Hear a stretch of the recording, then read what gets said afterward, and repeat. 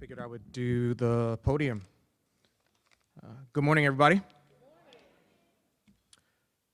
So to give you guys a little bit of background around what I'm doing in relation to future-ready organizations, I've spent almost the last 2 decades working across 6 different industries, designing talent systems from the inside. So this is going from startups to major consulting firms like Accenture, to Fortune 100 companies, building L&D strategies, future of work teams, and actually helping executives navigate real change, not the theory. So what I want to share with you today are some of the themes that I've come across that you can take with you to start to take action if you're trying to figure out how to become a bit more future ready. And one of the things that I've noticed again and again, having worked through different industries, is that as we bring forward systems, very often we're scaling without humans at the center. And that's why I've created human-centered frameworks and strategies to help us move forward. And I call that life work design. Because the future of work isn't coming. We're already in it. We're already here. And the question really is, how human is your design? So, as I said earlier, the future's now. If you're preparing for the future, you're trying to actually deal with it in real time right now. And if you walk away from this Win-Win Workplace Summit today, thinking about designing for yesterday, you're not falling behind. You're falling apart. And there's research that supports this. Recent research from Deloitte actually says that 49% of executives believe that they are not prepared for the future of work. And we've heard from other panelists and speakers that half of today's workforce skills are eroding quickly, and they will be less relevant within the next couple of years. So when you think about technology is so important. We've heard a number of conversations about AI and what's happening with AI. But when you think about this from a business lens, and when you think about this from a human-centered lens, technology scales operations. But when you add trust to that, that's how you scale potential. Most orgs tend to drive AI plans right now. But how many orgs actually drive trust strategies? What is your human trust strategy as you're starting to think about how you're bringing AI into your fold and into your roadmap? And there's research, again, that supports this information. Recent research from Gallup says that only 21% of employees strongly trust their leadership. Recent research from McKinsey says that 83% of digital transformations fail due to people and culture misalignment. So when you think about what's happening right now with the wave of AI and emerging technologies, this is very similar to what happened in the mid-2000s, 2010s with digital transformation. The only difference is it's happening a heck of a lot faster. All the more reason why we need to put trust in front of our technology. Tools alone fail. Plain and simple, full stop. You can't put fancy dashboards and AI agents on broken systems. You can't do it.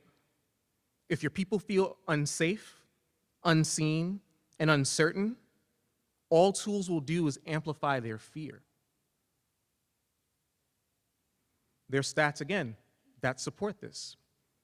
Recent research from Harvard Business Review says that 70% of employees say that new tech actually increases their stress due to lack of clarity and lack of learning to understand what that technology is doing to their ways of working. And when you think about building deep talent, we just had a great Spark talk about the power of career pathways. It's so important about how you're using enabling technologies to help with that. Because skills are currency. Skills are a currency. But people can't spend them if they don't know how or if they don't have systems that accept that payment. And what we just heard in the last Spark Talk talked about how they were putting in systems to help people better understand how to navigate the next normal in career development. And once again, research supports this. If you look at latest research from World Economic Forum, it talks about the half-life of skills and the outdating of skills, and by 2030, how roughly 40% of our skills will be outdated. And even more recently from LinkedIn, LinkedIn talked about how only 1 in 5 employees actually feels confident that they have a path to grow. So this is why your trust strategy is so important in relation to driving future readiness for your organizations. And then last but not least, the idea of actually human-centered AI. We talk about AI so much in relation to what's happening. And when you think about this from a workplace perspective, most people hear about AI in relation to automation, productivity gains, efficiency gains. And AI isn't neutral. So when you think about it, it scales what you feed it. So if we don't design our AI and our emerging technology strategies to see people, it'll amplify bias instead of revealing brilliance. And once again, the research supports these trends. Business Insider revealed some data around the idea that almost 40% of jobs will be impacted by AI. I think that number actually will be a lot higher.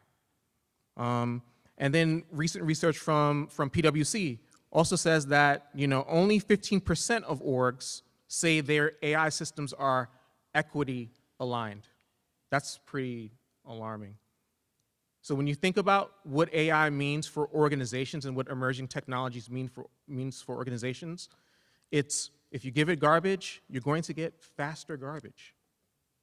So I implore you all to think about, in the seats that you're in, whether it's nonprofit, corporate, or otherwise, how are you thinking about the humans in the loop in relation to the technologies that you bring to the table?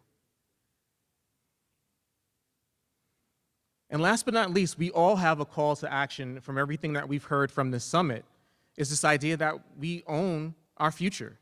The future belongs to those who move at the speed of trust, not at the speed of technology. Those who center humans in every decision. You don't need a roadmap for your AI.